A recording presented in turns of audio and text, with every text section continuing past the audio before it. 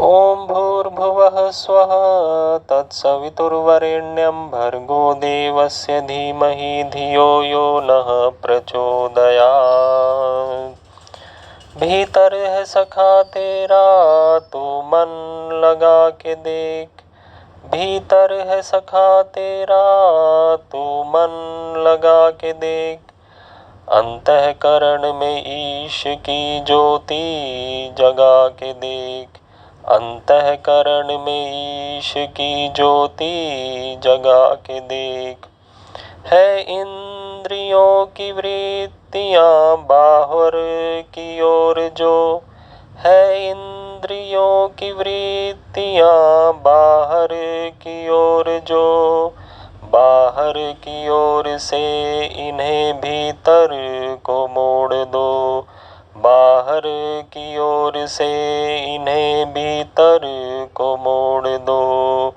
कर द्वार सकल बंद समाधि लगा के देख, कर द्वार सकल बंद समाधि लगा के देख। अंतःकरण में ईश की ज्योति जगा के देख। ओम शांति शांति शांति। सभी को सादर नमस्ते। वेदवाणी में पुनः आप सभी का स्वागत है। आइए ऋग्वेद के मंत्र के अनुसार चिंतन करें कि किस प्रकार हमें सफलता की प्राप्ति हो, हमारी कामनाएं पूर्ण हो। आइए मिलके मंत्र का पाठ करते हैं। ओम यत्सानुः सानुम् आरुहत्, ओम यत्सानुः सानुम् आरुहत्। भूर्यस्पष्ट कर्त्वं, भूर्यस्पष्ट कर्त्वं। तदिन्द्रो अर्थं चेतति, तदिन्द्रो अर्थं चेतति। यूथेन वृष्णिरेजति, यूथेन वृष्णिरेजति। यत् सानुः सानुम् आरुहत्।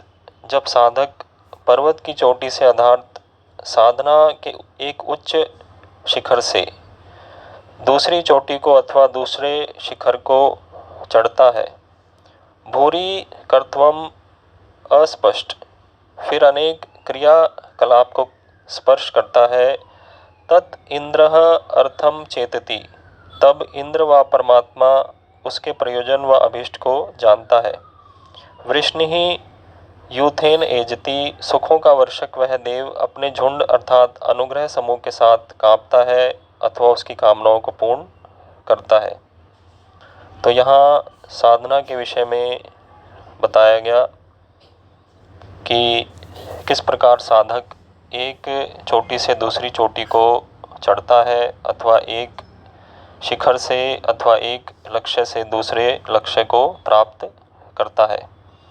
तो जब हम साधना करते हैं तो नाना प्रकार के मध्य वाले लक्ष्य भी आते हैं जो कि हमें पूरे करने पड़ते हैं। किसी एक बड़े लक्ष्य को पूरा करने से पहले छोटे छोटे लक्ष्यों को की भी पूर्ति करनी होती है। तो जब हम उन छोटे लक्ष्यों को पूरा कर लेंगे तो फिर हम आगे बड़े लक्ष्य को भी पूर्ण करने में समर्थ होंगे और फिर हम अपनी कामनाओं को पूर्ण कर भी सकते हैं। तो जीवन का कोई भी क्षेत्र हो उसमें सफलता के लिए साधना की आवश्यकता होती है, कर्म की आवश्यकता होती है, विद्या की आवश्यकता होती है। तो उसके लिए हमें पुरुषार्थ करना ही होता है। और फिर जब ईश्वर हमारे कर्म को देखता है तो वह भी हमें यथोचित कर्मफल प्रदान करता है कि जैसा हमारा कर्म है, जैसी हमारी साधना है, वैसा ही फल वह देता है। तो चाहे कोई भी क्षेत्र हो, विद्या का क्षेत्र, धन का क्षेत्र, बल का क्षेत्र, सभी में साधना की आवश्यकता है। विद्या चाहिए तो फिर पठन पाठन करना होगा और कोई बड़ी साधना करनी है, बड़ी विद्या प्राप्त करनी है तो उसके लिए फिर उतनी ही ऊंची तपस्या होती है। ऐसे ही अध्यात्म का क्षेत्र है, ईश्वर को प्राप्त करना है तो योग आदि साधन है, अष्टांग योग है जिसमें कि 8 अंग हैं, उनकी भी पूर्ति करनी होती है। इसी प्रकार बल चाहिए तो नाना प्रकार के व्यायाम और अभ्यास की आवश्यकता होती है। तो कहा गया कि साधना एक गहन प्रक्रिया है। बिना साधना के जीवन में विकास और प्रगति असंभव है। साधना छोटी हो अथवा बड़ी, यह एक निष्ठता और तन्मयता का प्रतीक है। साधना में सफलता और असफलता दोनों संभव हैं। इसमें असफलता रूपी विघ्नों को बार बार ठुकराते हुए आगे बढ़ना होता है। साधना की सफलता का कोई एक ही लक्ष्य निर्णीत नहीं है। साधक जैसे जैसे आगे बढ़ता है, सफलता की चोटियां दिखाई पड़ती हैं। एक चोटी पर चढ़ जाने पर उसके प्रयत्न की इतिश्री नहीं होती है। वह देखता है कि उस चोटी से आगे भी चोटियां हैं। वह प्रयत्न करता हुआ एक चोटी से दूसरी चोटी पर पहुंचता है और फिर उससे ऊंची चोटी पर पहुंचने का प्रयास करता है। इस प्रकार साधना का क्रम चलता रहता है। साधना में भी एक सफलता के बाद दूसरी सफलता और एक सिद्धि के बाद दूसरी सिद्धि प्राप्त होती है। साधना में धैर्य न छोड़ना ही सफलता की कुंजी है। जिस प्रकार माता शिशु के प्रयासों को देखती रहती है और अवसर आने पर उसे गोदी में उठा लेती है अथवा आवश्यक सहायता देती है, उसी प्रकार परमात्मा साधक के कठिन प्रयत्नों को देखता है और समय आने पर अपनी पूर्ण कृपा से उसकी समस्त कामनाओं को पूर्ण कर देता है। मंत्र इसी सफलता की ओर संकेत करता है। तो जैसा इसमें बताया कि ईश्वर भी अपने अनुग्रह को दिखाता है कि जब देखता है कि साधक नाना प्रकार के क्रियाकलापों को कर रहा है तो उसकी भी दया बरसती है और वह भी उसको मनोवांछित फल देता है, जो भी उसका अभीष्ट है, जो भी उसके मन में है, जो भी उसे चाहिए। तो जैसा लक्ष्य होगा वैसी ही साधना करनी होती है। यदि बल चाहिए, जैसे कि पहले कहा था, तो नाना प्रकार के व्यायाम और दूसरी विधियां हैं। इसी प्रकार विद्या चाहिए तो अध्ययन है, योग है ईश्वर की प्राप्ति के लिए। तो यह सभी कार्य हमें लक्ष्य के अनुसार ही करने होते हैं। तो इनमें नाना प्रकार के बीच में छोटे छोटे लक्ष्य भी आएंगे, छोटी छोटी सिद्धियां भी प्राप्त होंगी। जैसे कोई योग का अभ्यास करेगा तो उसे नाना प्रकार के अनुभव होंगे। अपने अंतःकरण में नाना प्रकार के प्रकाश भी दिखाई देंगे, आनंद की अनुभूति होगी अथवा अन्य अनुभूति भी हो सकती है। तो लेकिन जो योग का परम लक्ष्य है, ईश्वर की प्राप्ति, जो अनंत प्रकाश है, परम ज्योति है, उसको प्राप्त करना है। तो जब तक वह नहीं मिलती तो यह छोटे छोटे लक्ष्य भी अभी हमें अपनी कामनाओं की पूर्ति कर नहीं सकते, लेकिन पहले इन्हें करना है। जब यह पूर्ण हो जाएंगे तो ईश्वर की कृपा भी बरसेगी। फिर वह अपने आनंद स्वरूप को, जो उसका पूर्ण व्यापक और ज्योति स्वरूप है, उसको प्रकट करेगा उसके लिए जो उसका उपासक है। लेकिन हमें साधना का क्रम छोड़ना नहीं चाहिए। नित्य प्रति ईश्वर की आराधना के लिए योग का अभ्यास करना चाहिए, ध्यान साधना करनी चाहिए। इसके लिए किसी एक आसन पर स्थिरता पूर्वक बैठना चाहिए। फिर नेत्रों को बंद करके प्राणायाम पूर्वक अपने मन को वश में करना चाहिए। प्राणायाम का अर्थ है प्राणों को रोकना।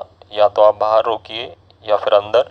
तो बाहर रोकना है तो बाहर ही निकाल कर बाहर उसको रोक दीजिए, और अंदर रोकना हो तो सांस को अंदर भर के फिर उसको यथाशक्ति अनुसार अंदर ही रोक कर रखिए।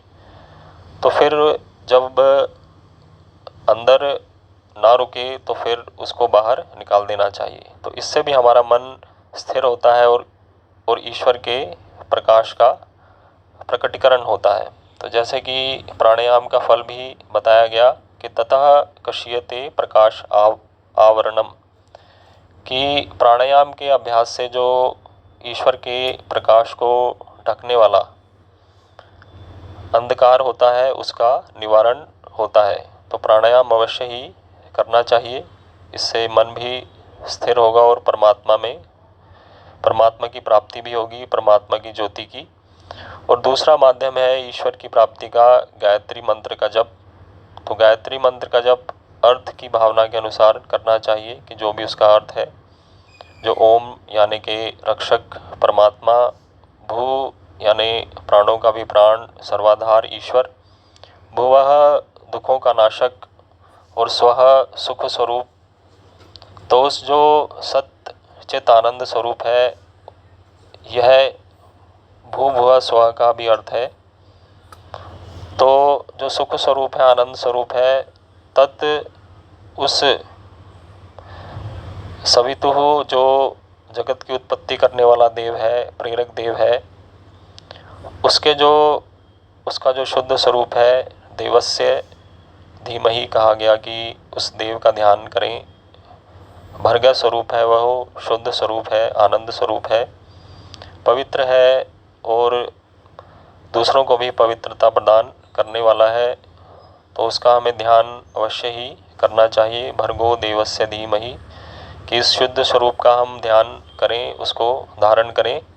तत्सवितुर्वरेण्यम, वह जगुत्पादक करने वाला, जगत की उत्पत्ति करने वाला ईश्वर वरेण्यम है, वरणीय है।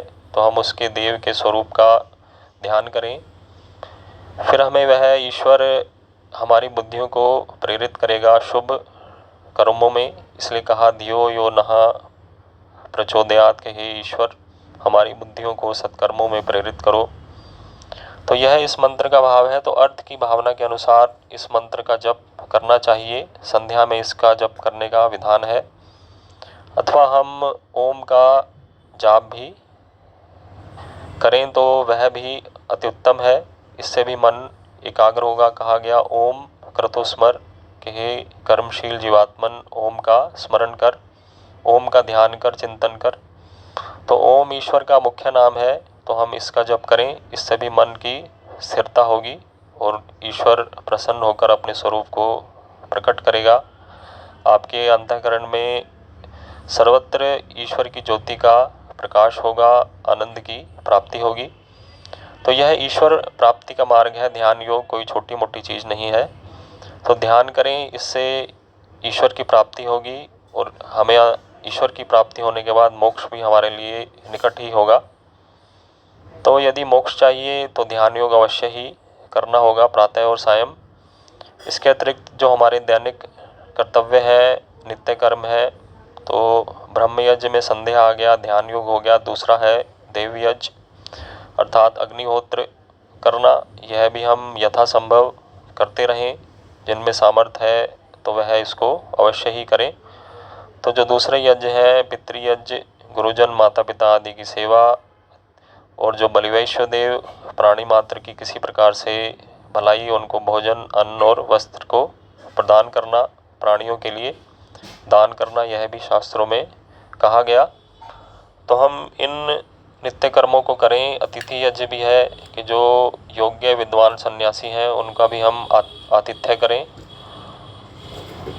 उनसे शिक्षा प्राप्त करें और उनको भोजन, आसन आदि, जल आदि प्रदान करें।